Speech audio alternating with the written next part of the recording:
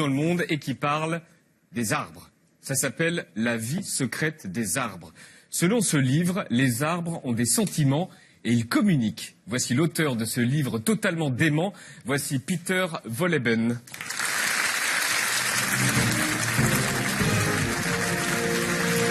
Bonsoir, bienvenue. Bonsoir Peter. On dit bien Wohlleben? Yeah, perfect. Ok, vous êtes allemand, vous avez été forestier pendant 20 ans et vous êtes donc l'auteur de ce best-seller aux États-Unis et en Allemagne qui s'appelle « La vie secrète des arbres ». Et vous parlez en anglais. Vous allez me répondre en effet. C'est meilleur qu'en français. Ah, vous parlez français aussi? Un petit peu, un petit peu. Perfect German. Mais très bien en allemand surtout. En tout cas, bienvenue sur le plateau de Quotidien. Votre livre s'est vendu à plus de 600 000 exemplaires en Allemagne. Alors évidemment, on se demande, mais combien d'arbres faut-il abattre pour imprimer 600 000 livres sur les arbres, sans parler des arbres équitables? Pardon, I think I don't understand the question. Sorry, because I'm so shocked. Je suis effectivement choqué par cette question des arbres à abattre. Excusez-moi. Donc combien il faut abattre d'arbres pour faire un livre comme ça? I don't know, because, écoutez, je ne sais pas. Je ne sais pas parce que je ne m'attendais pas à un tel succès. J'ai écrit le bouquin parce que ma femme m'a dit d'écrire le bouquin parce que tout le monde me demandait d'écrire ce livre, même mon éditeur. Mais il prévoyait quoi, 3000 copies maximum, donc je m'inquiétais pas. Personne ne s'attendait à ce succès. Donc voilà. Selon le Washington Post, je cite, une balade en forêt n'est plus la même une fois qu'on a lu votre livre. Ce que vous nous dites, c'est que les arbres sont des êtres vivants, les arbres sont sensibles, les arbres sont intelligents, un peu comme des animaux. Un petit peu. Et en fait, la science divise tous les êtres vivants entre les animaux et les végétaux, mais je me demande pourquoi. C'est parce que ils ne mangent pas les mêmes choses, mais ça ne dit rien sur justement les sentiments, les stratégies de vie. Par exemple, lorsque vous savez qu'une maman arbre, là c'est de la recherche sérieuse, de Vancouver, la maman arbre est en mesure de reconnaître ses propres enfants par les branches et tout ça. Ah, voilà mes enfants. Et il y a des liens qui s'établissent et la maman arbre verse des solutions saliniques sur leurs propres enfants. Mais c'est pas plus de l'adaptation, de l'évolution? Le sapin, par exemple, il a des petites épines parce qu'il fait froid, donc elles sont adaptées au climat. C'est pas de l'intelligence. Écoutez, en tout cas, c'est vrai que cela ne ressemble pas vraiment à de l'intelligence, mais quand même, si vous êtes en mesure, si vous voulez résumer votre vie en un seul mot, qu'est-ce que vous diriez? Je sais pas. Je sais pas. Ça ne suffit pas.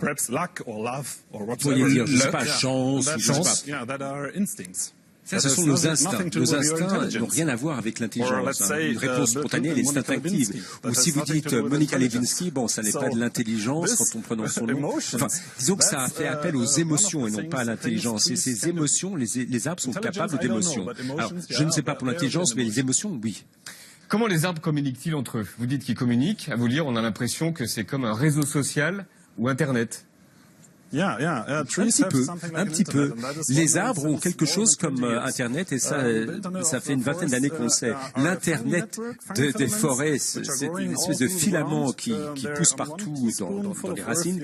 Dans une cuillerée de sol, vous avez des kilomètres de filaments qui relient les arbres les uns aux autres avec des connexions chimiques ou autres. Par exemple, quand un arbre est attaqué par des insectes, ça fait du mal à l'arbre. L'arbre déclenche des signaux électriques qui se propagent un petit peu partout et on peut voir que tous les arbres autour de cet arbre se préparent à cette attaque d'insectes. Ils sont alertés donc par ces filaments qui transmettent ce signal et ils savent de quel type d'insecte il s'agit ou si c'est un animal qui se nourrit par exemple. Donc imaginons que tout ça c'est une forêt. Si un insecte arrive ici, vous me dites que l'arbre qui est ici le sait parce qu'il y a une information qui est passée à travers tous les arbres. Oui.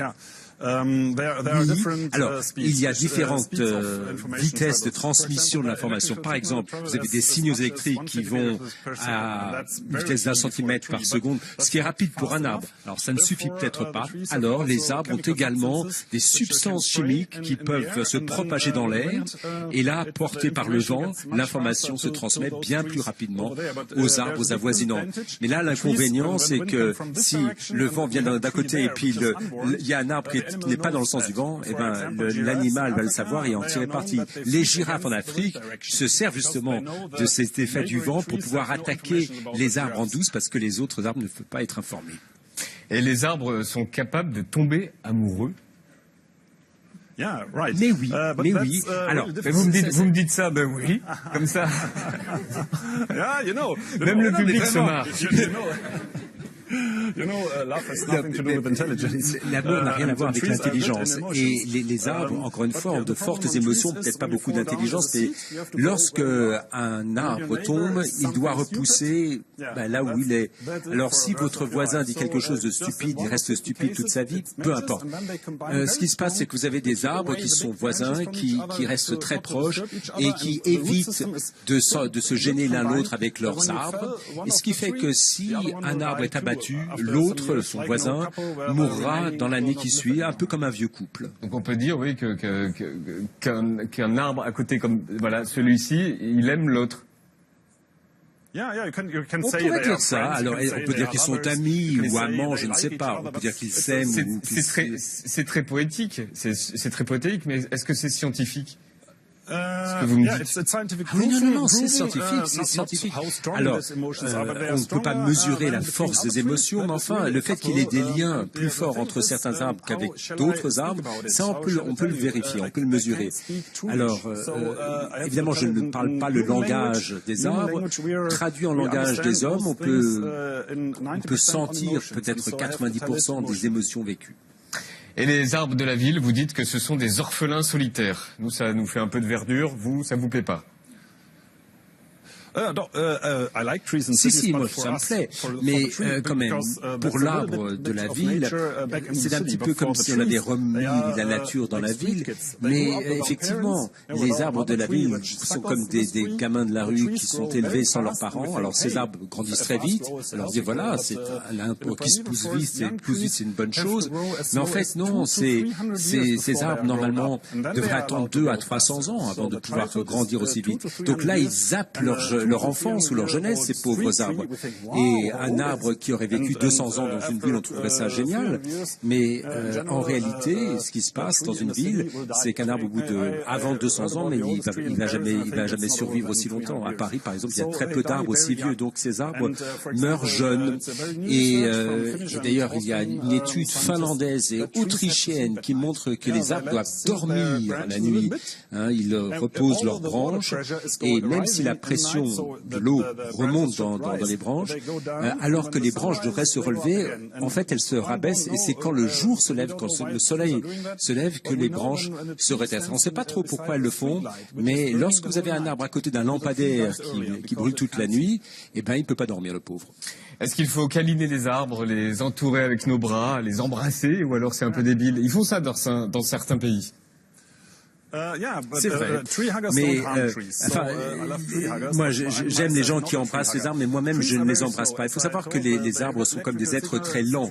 Les signaux électriques se déplacent très lentement, et donc s'il y avait une réponse, je ne dis pas que les arbres aient une réponse à cette question, mais enfin s'il y a une réponse, il faut attendre des jours ou des semaines avant d'avoir une réponse quand vous embrassez un arbre. Merci beaucoup, Peter Wolleben. Ça s'appelle La vie secrète des arbres et c'est très poétique et c'est aux éditions Les Arènes et c'est en librairie dès aujourd'hui. Merci beaucoup, Peter. Bon séjour à Paris.